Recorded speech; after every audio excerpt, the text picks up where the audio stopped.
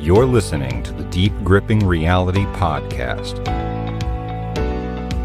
the show that gives you leadership lessons and insights from the cutting edge of digital marketing. Hosted by Stephen J. Adelman. It's about to get deep.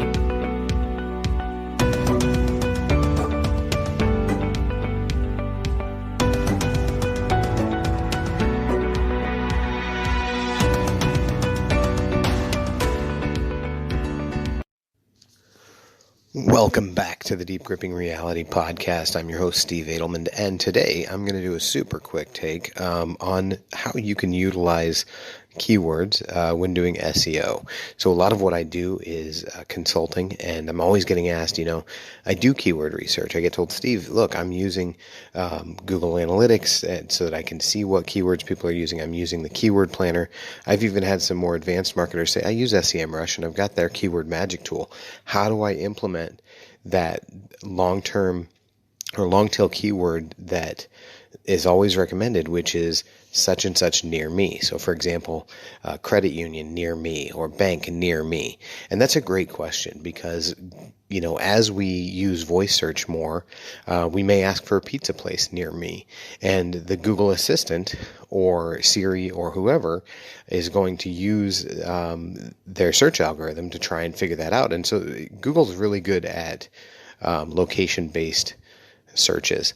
So the way that you can kind of help increase your odds of getting found for location-based searches is by including in your meta description, which, by the way, you only have 160 characters, so that's pretty prime real estate there, but the actual city location. So if, say, you live in West Des Moines, Iowa, you could say, visit our West Des Moines branch today, or stop into our West Des Moines location today. By actually using that, Google will tie that city to what it knows about you and your company and what's relevant. The other thing you can do is make sure that you have your Google My Business account filled out. I've mentioned this in past podcasts before. In fact, my first guest ever, I think, or one of the earliest guests was, who is now my boss. Back then he wasn't, but Matt had talked about how important Google My Business can be. And so if you claim your Google My Business, and if you're not sure how, literally Google claiming my Google My Business. If you claim that and you fill that out completely with your different locations, and you'll want to fill it out if you have separate locations, you'll want to fill out a Google My Business account for each. But when you do that, it tells Google where your business is. So when people search geographically, they find you a lot easier. So that is my first of two tips on how to optimize search for voice and specifically for location.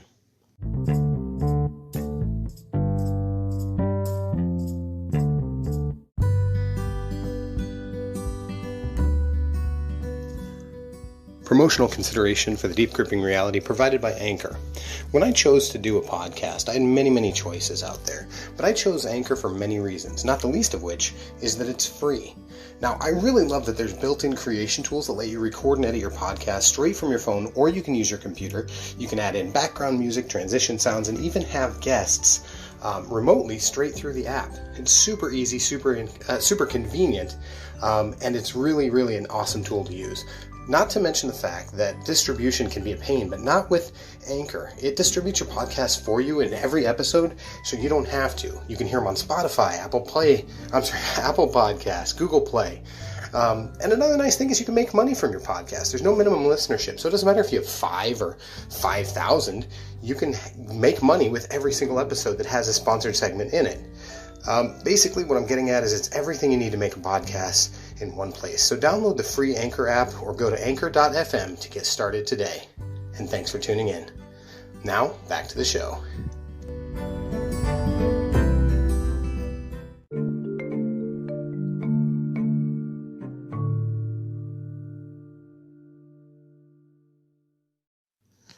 Okay, so my next tip is something that I mentioned just a second ago about long form, long tail keywords, and how to utilize them best. Now, I am a very big fan of the old school meta descriptions and metadata, including title tags.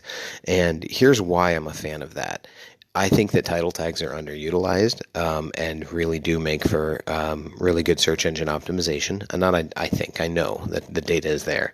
But what I was going to say about that is that as you're doing your keyword research, and you should always do keyword research if you're going to try and do your own SEO and not utilize a firm, but as you do your research, put yourself in the place of the searcher. If you were in need of your service or of whatever information is on that page, what would you type into Google, or what would you ask Google, or whatever the search engine of your choice is? Those are the kind of words. And then how does that tie to content that's found on your webpage? And if that content is not on your webpage, then you need to add it in. But you can, if you say you have a list of 5 to 6 keywords that you want to make sure you get found for. So it will say draperies, window coverings, blinds, wood blinds, electric blinds, right? So these are all regular keyword and long tail keyword. You can utilize, I think it's 65 characters total for your title tag, and 160 for your meta description.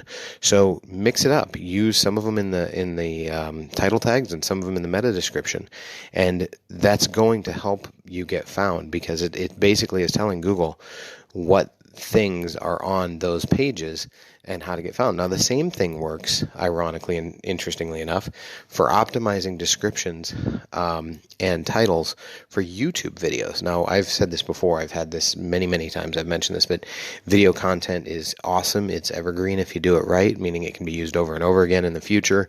And it also, since YouTube's owned by Google, it's huge and underutilized as well. So when you're doing a title for your video and you're filling out the description, you have 5,000 characters that you can use in that description, including links and hashtags and all that stuff. So, really take time, figure out not only what is your video about, but what keywords are people going to be looking for to find that video. Because as I've said before, the description in a YouTube video is not necessarily for the viewer.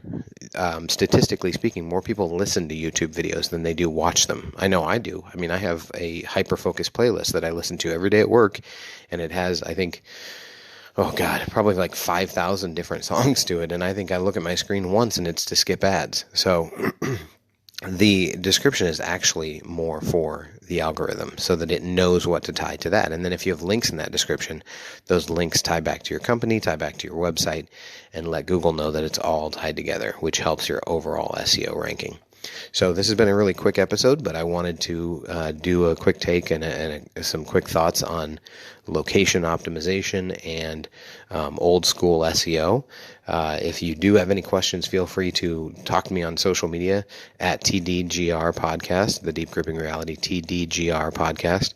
I'm on Spotify, I'm on Apple, so make sure you subscribe on the platform of your choice. And I thank you very much for taking a few minutes this morning or evening, whenever you listen, to hang out with me and hopefully improve your SEO a little bit.